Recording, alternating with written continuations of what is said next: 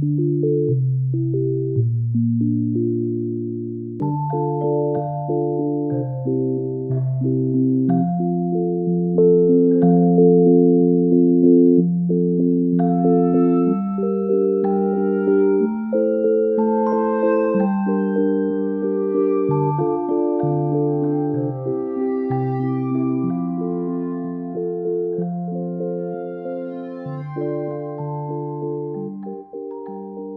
I first started, they were just rolling out TBRI, which is a trust-based relational intervention program, and they had stopped the seclusions and things like that. Our acute unit actually had the seclusion rooms on them, which the locks are no longer working and have been painted, and we call them the new rooms, and they're our calm rooms for the kids to just go and play in. One of them is space themed and has glow-in-the-dark stars and paints all over it, and the other one is painted like Pooh Bear in a forest.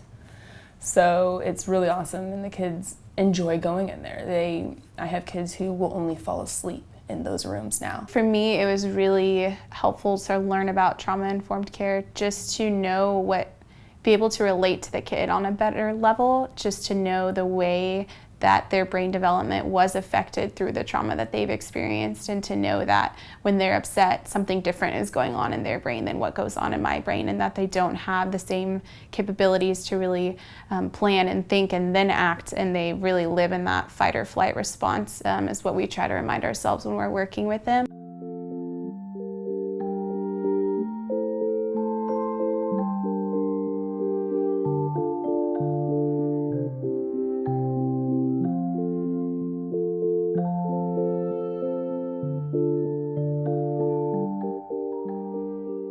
We create a culture of care for our kids by really individualizing their treatment. So we try our best to provide for their physical and emotional needs on a really individualized level. So if we know that a kid really needs sensory input or some physical activity at a certain point of day, then we really try to cater that and create an individual schedule for them. We have a sponsor program, so each staff member who is full-time on the home has a sponsor child that they take care of. They do things like plan their birthday parties, and one-on-one time with them. They help them to do motivational things to help them reach their goals.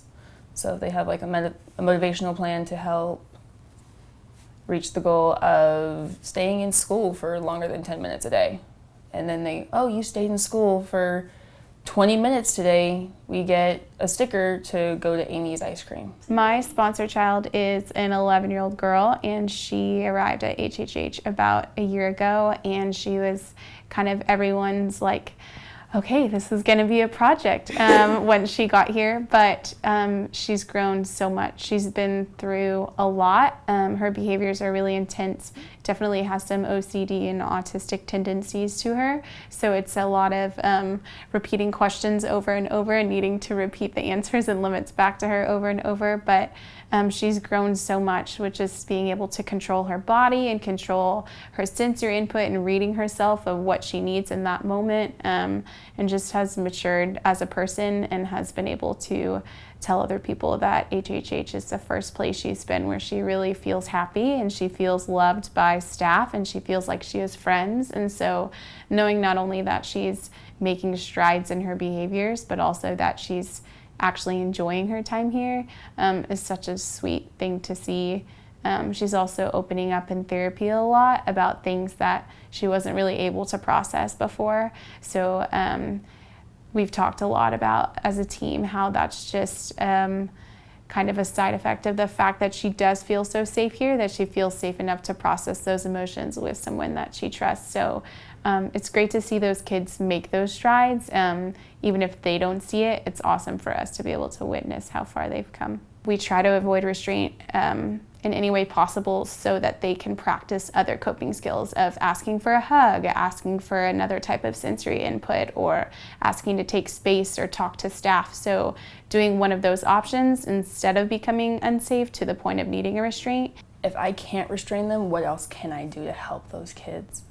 There's many different interventions that we use, sensory input, like rationales, taking space, anything that we can think of to help that kid. Playful engagement is normally where we first start.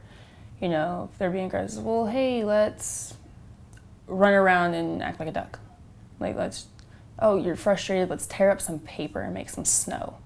Like, just things that can help them calm down that are somewhat constructive and less aggressive. When I do get into containments, we do spend time with the kids after. We make sure that they are taken care of. Hey, do you need water? Do you want a wet rag?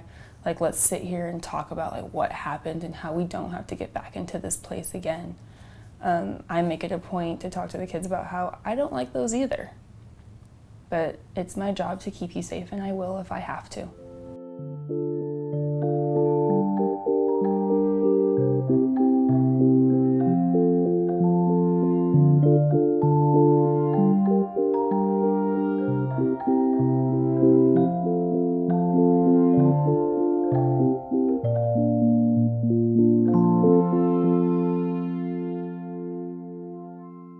If I were talking to other youth workers about trauma-informed care, I would relay a lot of the things I've learned through TBRI of just how important it is to build a relationship with a kid so that you can have that trust, so they know that your intentions with working with them are positive, that you're there to keep them safe and you're there to support them and help them be successful. And I think so much of that falls back on your relationship with them, because in order for a kid to cooperate with you, they really need to trust you. And I think that working here has really emphasized that for me. If someone was just starting out, like just trying to lower their restraints and just figure out like what's going on, it's going to take a lot of time, and it's going to take a lot of effort, and it's going to take a lot of patience. Not everything's going to work right away. You and the kiddos will both have to adjust to that.